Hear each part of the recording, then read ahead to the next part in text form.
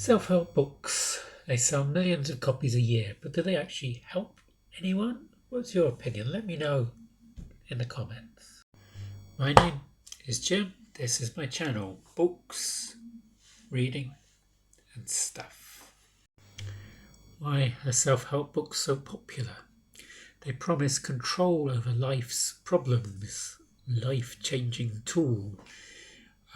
They're usually easy to read and practical, and they often distill ideas from psychology or from experience.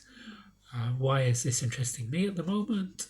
One of my students, you may know I'm an English teacher, her daughter recommended we look at this book in the lesson. I was a bit reluctant at first. Robbins is a popular podcaster like Joe Rogan.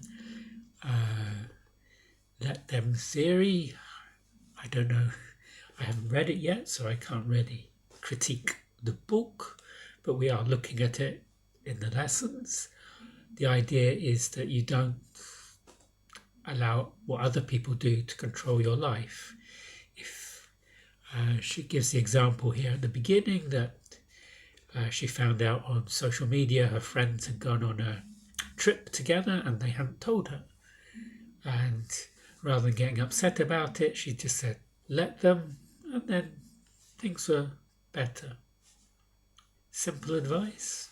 Let other people do their thing, you do yours. Atomic Habits by James Clear is a very recent bestseller. I've even got the Georgian version.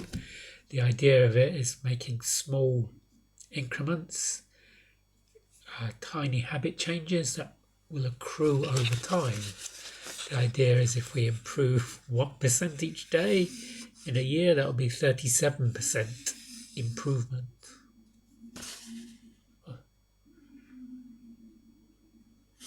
I'm not sure about the maths, but it looks impressive. And I like to follow what I'm doing each day. I have lots of these notebooks. Each day I mark something down. I've written these in Georgian because I want to learn Georgian. The time I get up, that's important. I want to get up, go to bed around the same time each day because I read this book, of Why We Sleep by Matthew Walker, which is one I would recommend. Sleep is very important, more important than a lot of people realise. Even leaders like Ronald Reagan and Margaret Thatcher, they didn't get enough sleep and they ended their lives with Alzheimer's or dementia, which is what happens if you don't get enough sleep. Notifications, Facebook, YouTube, probably not important, but it interests me. Cartuliana, Georgian language, didn't do anything that day. That was the 16th of October. Exercise, Kitkwa, the book I'm reading. I usually have 2 or 3 books on the go at once, but the one I was actually reading that day, the lessons I give, the steps I take. I try to take 8,000 steps a day to keep me healthy. I find walking also helps me to think. Charles Dickens liked walking at night to stimulate his mind. Chelovneba, just things I created like blog posts or cooking. I didn't do anything that day. The model cars I collected. I collect a lot of these little model cars, but I've got too many of them now. YouTube, any YouTube videos I made, YouTube views, they're going down. Games, best photo. I don't do that anymore, but I try to look at what I'm doing in the hope that I might improve a little each day. Part of that is spurred on by things like Atomic Habits.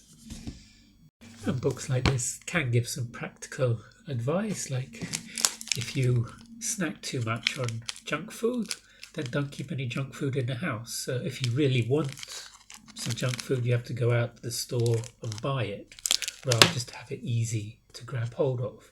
Also make habits you want to improve on, make them easy. Like if I want to learn Georgian, have some Georgian books handy, or even just a dictionary handy, just so I can learn it easily without having to go to a lot of trouble to find the books or find the exercises to do. As a teenager, I read Dale Carnegie's How to Win Friends and Influence People. This was suggested by a school friend of mine who also talked about how to stop worrying and start living, another of Dale Carnegie's books. And it has some useful ideas about listening more to other people, avoiding criticizing people and showing genuine interest in them rather than just talking about yourself. I think here on BookTube we tend to look down on self-help books. We tend to be a bit pejorative of them. Many of these books repeat a few core concepts like discipline, positive habits and positive thinking, good habits, which, I mean, these are common sense. A lot of the books are fluffed out around one or two ideas. They don't need to be a full book, but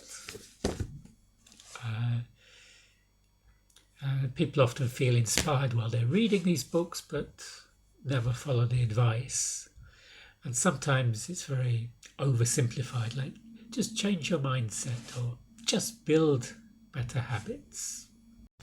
Reading a self-help book can feel like you're doing something productive without actually changing anything in your life. Let me know your thoughts in the comments. Let me know which self-help books, if any, you've tried and what you thought of them. And some viewers, this was another very popular one, Rich Dad, Poor Dad, Robert Kiyosaki, but the stories he tells are probably fake just to get the book sold, which did very well. And his idea is to buy assets rather than just chasing the better salary, so you can have continuous income coming in. His idea was to buy real estate, which is not a realistic goal for many of us because real estate is so expensive, and I believe he went bankrupt, so he might not be the best proponent of this theory. There's also Napoleon Hill. One of the pioneering self-help books was Think and Grow Rich, where he claimed to have talked with Andrew Carnegie, who was the richest man in the world at the time, and from him Andrew Carnegie suggested he went out and talked to a lot of the most successful people and distill their ideas. But it turns out he probably didn't talk with Andrew Carnegie. There's no evidence of this in Andrew Carnegie's writing, and Andrew Carnegie was very meticulous about what he did every day. So if he met with Napoleon Hill, he'd probably have mentioned it, and if he gave him this assignment, he'd probably said something, and there's no evidence of that. So it's a bit of a charlatan. There's a lot of these self-help gurus sometimes come across as. Self-help books can only help if we apply their message, if we apply their suggestions, if we actually track our habits and try to change our behaviour. If we just read them without changing any behaviour, they become a kind of intellectual comfort food and don't really do anything. I think this has been the most influential of me, by just changing my sleeping habits. So I try to get to bed every day around midnight. I get up around 8 o'clock, and this is every day, so I don't have the problem sleeping I used to have. Also, with drinks, I don't drink coffee after midday because caffeine stays in the system. After midday, I usually drink rooibos, which is a tea, but it has no caffeine in it naturally, so it doesn't affect my sleep patterns. One self-help book I would like to get hold of sometime is Mark Manson's The Subtle Art of Not Giving Up. Yeah, expletive deleted. It's an interesting title, and I've watched some of Mark Manson's YouTube videos. He has a YouTube channel. He seems to have some interesting ideas. Is there a self-help book that changed your behaviour? Let me know in the comments.